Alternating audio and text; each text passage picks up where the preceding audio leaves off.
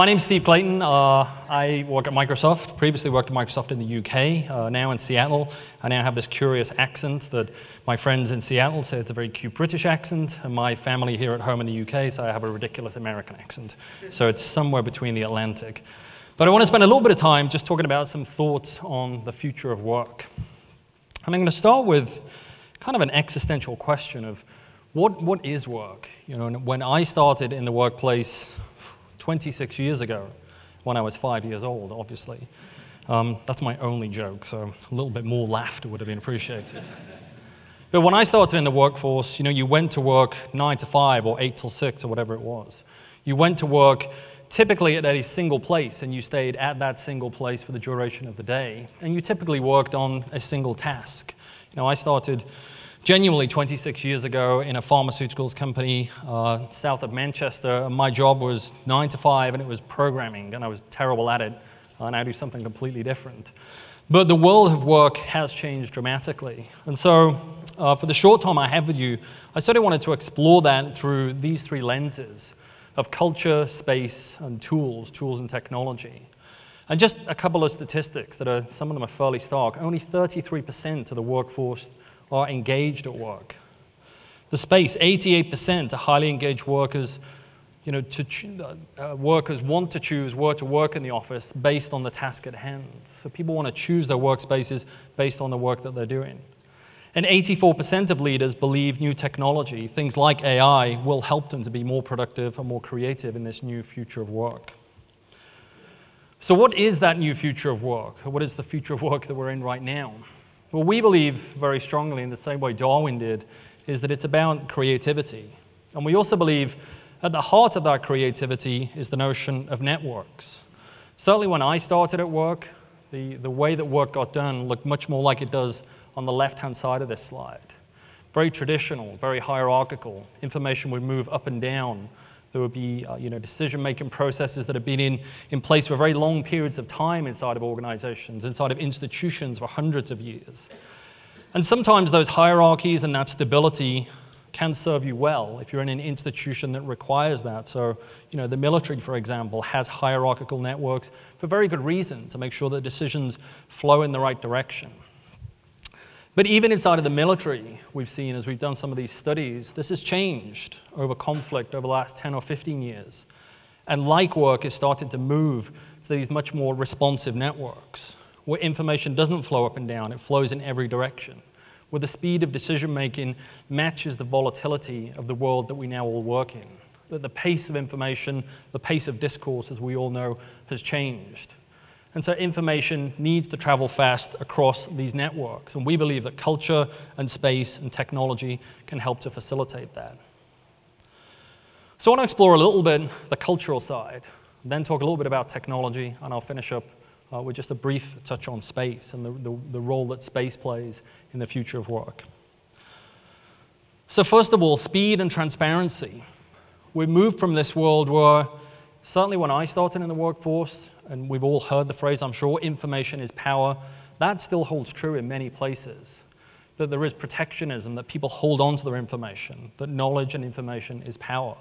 But that's not what we believe the future of work is. We believe the future is working in the open. We believe that it isn't about command and control. And in fact, the great phrase that I heard this week is it's much more about context than control.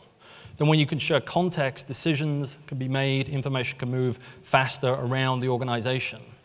And when you have an organization where decisions can be made at the edge, the organization is naturally going to work at a much greater speed than a hierarchical one where information flows up and down a very structured organization. And there's much more of a focus, we think, in the future of work around succeeding in the mission.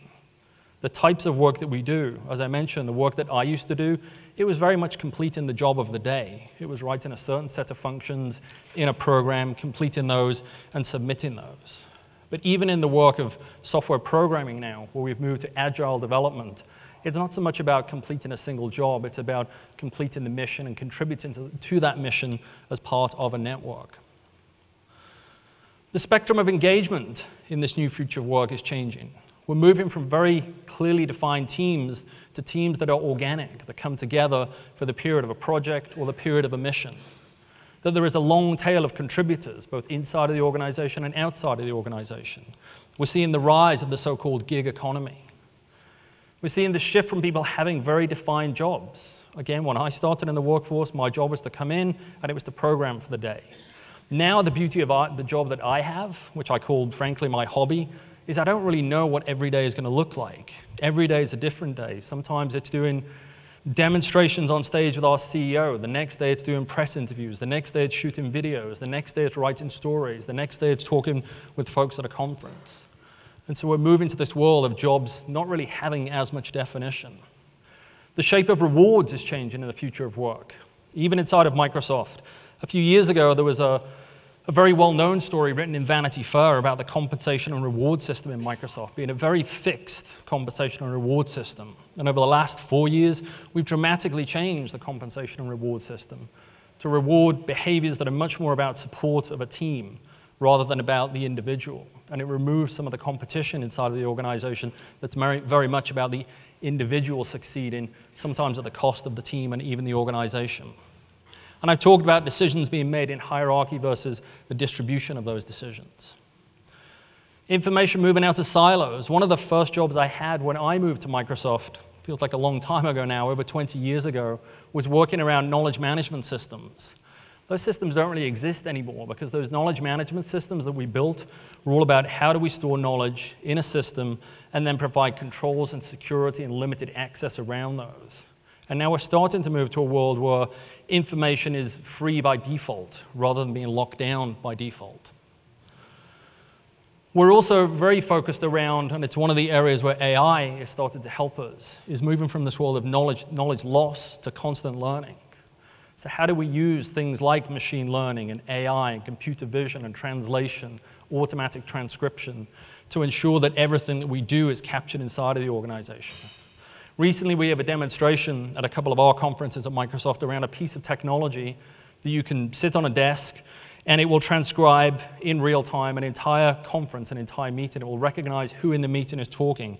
It will recognize different languages and immediately translate those languages into whichever language that you would like to receive the information in. It will recognize when actions are being given to people in the meeting, automatically record those actions, add them to your task list. That's maybe the piece of it that I didn't like quite so much. But we're starting to move to this world where technology will help us insulate against losing knowledge inside of the organization and also losing knowledge when people leave the organization. Also, we're moving to this world of diversity and cohesion. So instead of the bonds being defined by the org chart, one of the professions inside of Microsoft almost when I first joined was it was a profession almost to be able to build an org chart. Now, by the time we build that org chart, it tends to be out of date because the org charts and the teams that we work in are becoming increasingly fluid, increasingly involve people who are maybe part-time in the organization, who are outside of the organization. So the teams that we're working in are becoming much more dynamic. And we're moving to that point from this standardized work mode to fluently shifting between work modes. And so for me, that means sometimes the start of my day is a conference call with people around the world in multiple different languages, as I said, that's immediately translated. That then moves into a physical meeting space, where again, the information is immediately captured and translated. That then moves into a workspace that's completely different. And I'll show you at the end of the presentation one of the completely different workspaces that we now operate in inside of Microsoft. And so the whole landscape of both the organizational hierarchy, the tools that we use, the culture, how we think about teams, how we think about decision-making is dramatically changing right in front of us. And trust and reciprocity. So this idea about contributions that benefit you versus contributions that benefit the team. As I mentioned earlier, we now have a completely changed sort of reward system inside of Microsoft that literally used to create organizational boundaries just because of the reward system. It was all about, I'm going to do the work that makes me successful at the cost of everybody else. And now when we do performance reviews inside of Microsoft, I'm reviewed and I review my team on 3 things. The first is my individual contributions, which are still valued. The second is, how do I build on ideas of others? And the third is around, how do I contribute to the ideas of others? And they sound like throwaway and pithy words, but I can assure you when you start to build a performance and a reward management system that's based on those things, it dramatically starts to change the behavior inside of the organization. And we've seen the boundaries and the silos and the divisions inside of our own organization start to fall away as we've shifted from this ecosystem of reputation, social currency inside the organization, and building on the ideas of others. Just to switch gears a little bit, there's been lots of talk, fascinating talk, just even in the last hour, around the role that AI will play in business. And this is a report that Microsoft released this week, the second edition of a report that we released around the role that AI is going to play in business and in society. And it points out that in the UK specifically, organizations that are using AI are performing 5% better than those not using AI. So that's a positive note. But on the downside, 27% believe AI will create new jobs in industries, but there will be job displacement in that. So one of the big debates that obviously is going on right now is what is the role of AI in this future of work?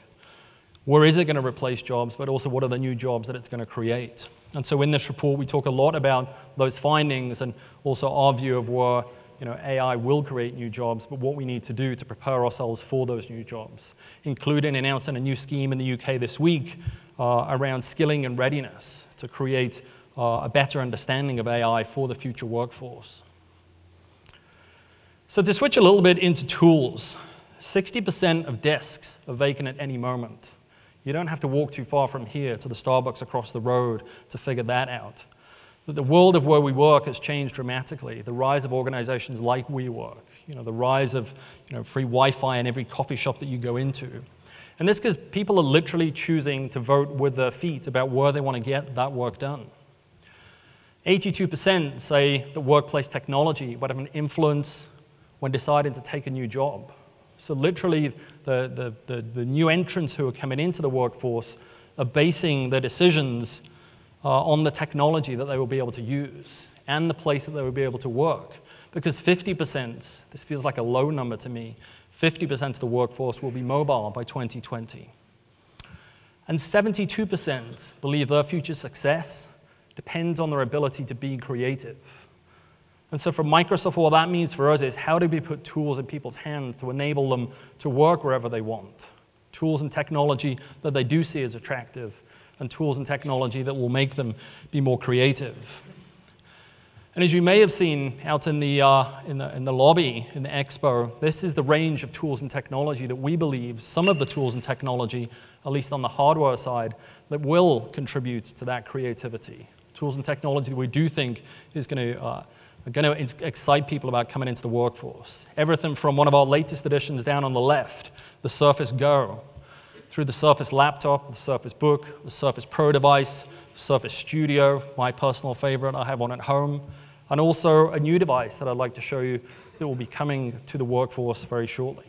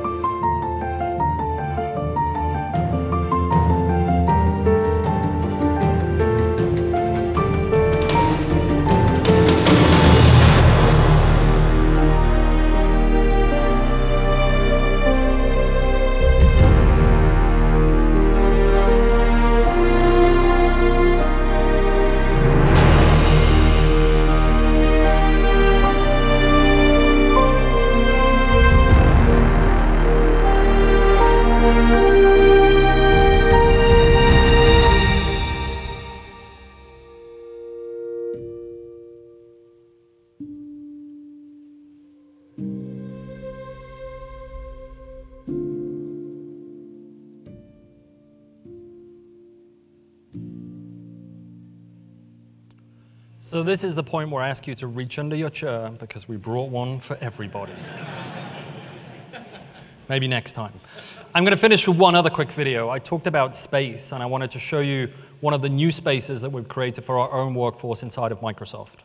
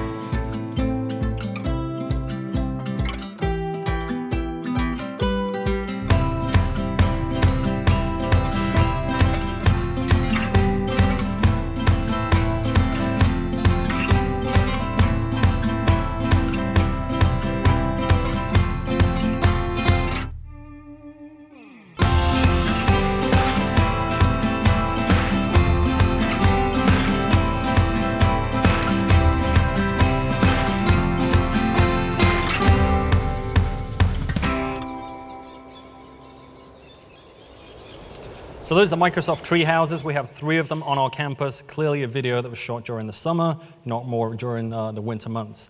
So that's where I wanted to leave you, is just sharing some thoughts on what we think the future of work looks like from a culture, technology, and a space point of view. Thank you so much for your time.